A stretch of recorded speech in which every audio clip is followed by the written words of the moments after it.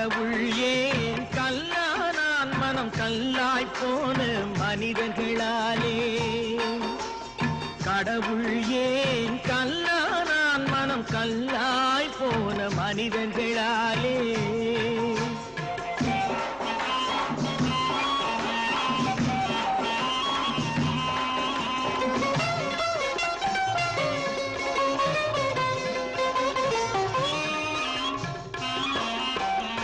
கொடுமையை கண்டவன் கண்ணை இழந்தான் அதை கோபித்து தடுத்தவன் சொல்லை இழந்தான் கொடுமையை கண்டவன் கண்ணை இழந்தான் அதை கோபித்து தடுத்தவன் சொல்லை இழந்தான்